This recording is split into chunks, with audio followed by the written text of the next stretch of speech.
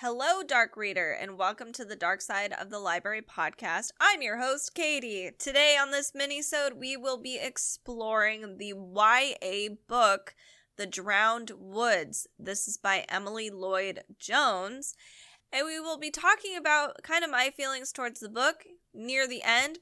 Before I begin today, I just want to remind you to check out our show notes at darksideofthelibrary.com if there are books that we talk about that are of interest to you, and to join us on all of our socials at Dark Side of the Library and our Amazon live channel at amazon.com/live/darkside of the library. First, I want to actually tell you what the summary is. So here is what The Drowned Woods is about. Once upon a time, the kingdoms of Wales were rife with magic and conflict. An 18-year-old mare is well acquainted with both. She is the last living water diviner and has spent years running from the prince who bound her into the service. Under the prince's orders, she located the wells of his enemies, and he poisoned them without her knowledge, causing hundreds of deaths. After discovering what he had done, Mare went to great lengths to disappear from his reach. Then, Mare's old handler returns with a proposition. Use her powers to bring down the very prince that abused them both. The best way to do that is to destroy the magical well that keeps the prince's lands safe. With a motley crew of allies, including a fae-cursed man, the Lady of Thieves, and a corgi that may or may not be a spy, Mare may finally be able to steal precious freedom and peace for herself. After all, a person with a knife is one thing, but a person with a cause can topple kingdoms. Alright, so here is a little bit about Emily Lloyd-Jones. She grew up in a vineyard in Oregon, and she played in the evergreen forest just like I had, and she learned to fear sheep. That's fun. She has a BA in English from Western University of Oregon and an MA from Rosemont College. She lives in Northern California, and she hangs out in forests still. But the things that you want to know is that she's written some YA books called The Hearts We Sold, Elusive, Deceptive, and one of the books, The Bone Houses, is actually a part of the same world as The Drowned Woods. Cool connection there. I really actually like it when authors do that. Not necessarily the same storyline or story arc, but having maybe two fantastical stories in the same realm or world. I prefer that. Now, let me talk about this book. So I would definitely give this book about a 3 or maybe even a 2.5 out of 5 star for me. So let me just talk about that real fast. I'm going to talk about some of the good things about the book first. Number 1, I actually did like the writing style of Emily Lloyd-Jones. So she draws a lot of inspiration from Welsh mythology. It's very, very, very apparent. In fact, it almost lined up with a book that I really enjoyed this year called A River Enchanted by Rebecca Ross. So they both were drawing from Welsh and Celtic mythology quite a bit.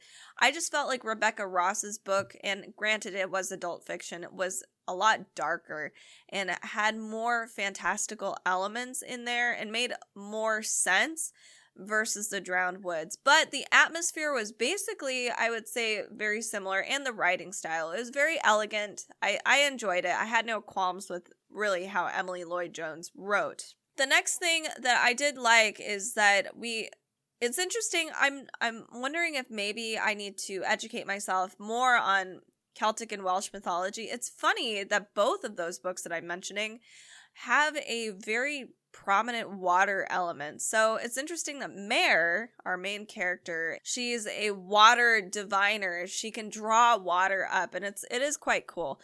And I don't really know of anything aside from like Avatar: The Last Airbender that has anything with water bending like this. And I like that that's kind of a very powerful magic that is acknowledged in the book. So that's pretty sweet. The novel starts off very strong. we get a good idea of who Mare, our protagonist, is and where she's at currently. She's run away. She's trying to keep a fairly low profile, and then she ends up being pursued. I say that in a way that's like action-packed. She's found by her old friend or her old handler and spy master, Renfrew.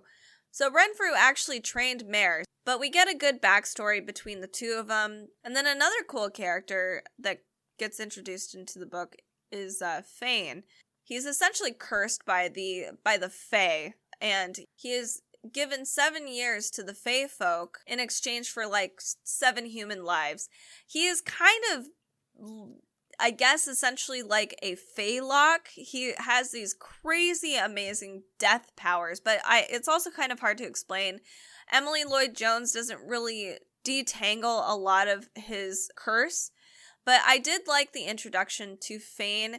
The way that he's presented is this very pious, good soldier, but also not quite dark, but also subdued at the same time.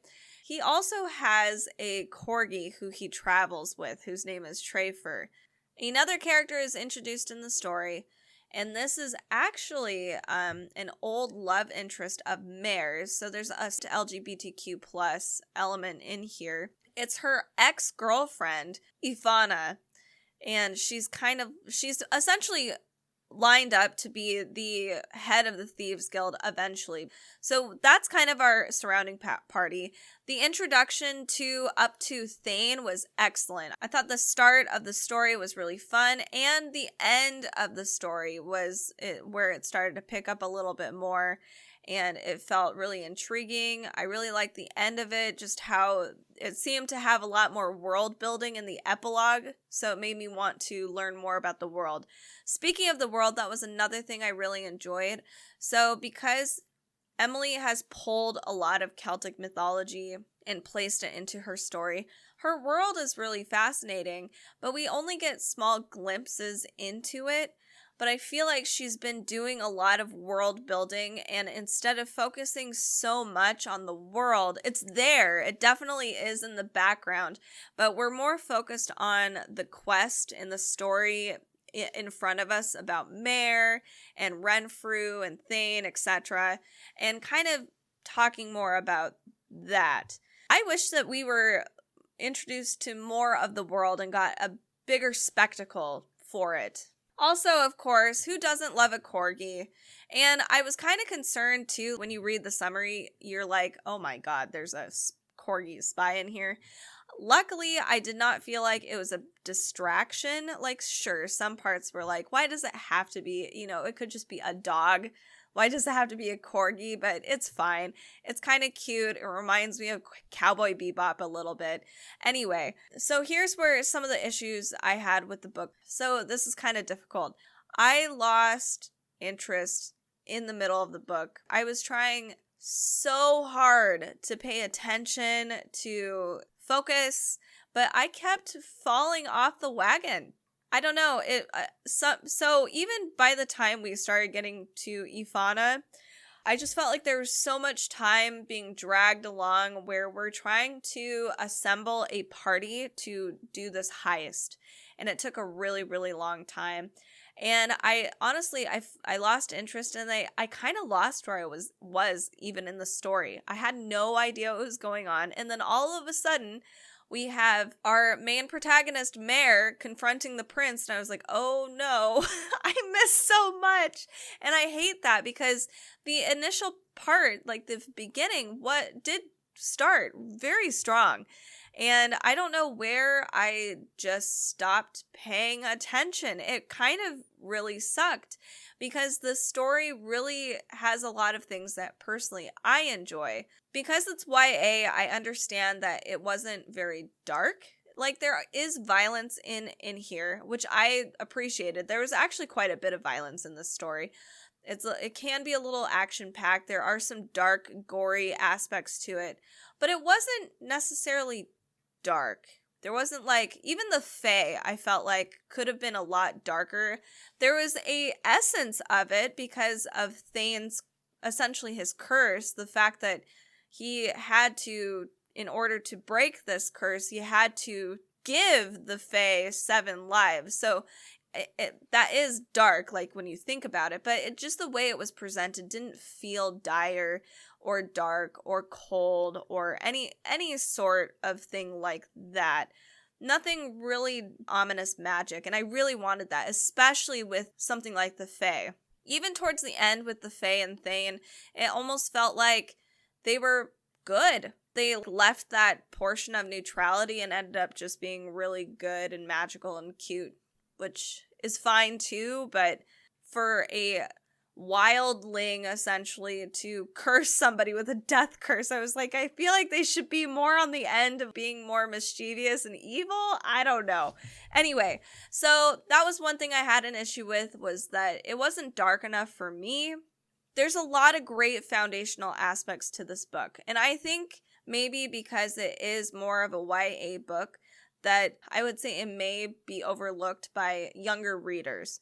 Because, you know, we're focusing more on Mare, and she kind of is like this badass. I'm glad that we have a more in-depth character analysis and a journey with Mare, but some of even the side characters, like, I have no real attachment with Ivana, or, I mean, like, Renfrew is probably the next best character, or the next character that gets a lot more information about them, but some of the other characters, even Thane, or the Corgi, you don't really get as much as I really wished, especially considering a potential relationship budding through this whole process. It never really felt like it was supposed to happen, and then, you know, of course it does, because that's how fantasy tropes work. So for a younger audience, I do think this book is decent. It's okay. And I guess I might take my rating back, because I was kind of rating it at a higher scale. I would say probably about a 3 for a younger reader, or as a YA book. If you are looking for something in this realm, but maybe something a little darker, heavier on the magic, a lot more world building, and really fascinating, same kind of Celtic lore, I would actually suggest looking at A River Enchanted by Rebecca Ross. But The Drowned Woods by Emily Lloyd-Jones is a decent read. It has a lot of the good foundational bits, and it's a pretty standard fantasy romp adventure kind of story with very standard characters. You've got your thief, you got your soldier, you've got your old man, wise leader guy, and then you've got, you know, your magician. If that's kind of a story that you're looking for, check out The Drowned Woods by Emily Lloyd-Jones. I would say this book may be better if you're looking for some really spooky reads for Halloween specifically. Maybe wait on this book until like January, or even towards the summertime. I think spring and summer would make a great time to read this story. So again, check out Emily Lloyd-Jones's story, The Drowned Woods. This is a story that is in the same world as her other novel, The Bone Houses.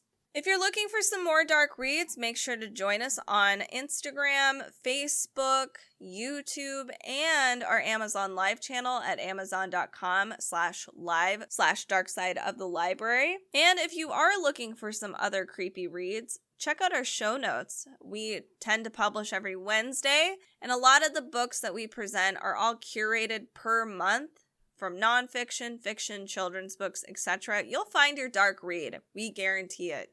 Also, make sure to share this podcast with your creepy friends and family, or anybody that you may think may enjoy this podcast. Thank you guys so much for listening. Have a creeptastic rest of your week. Talk to you soon.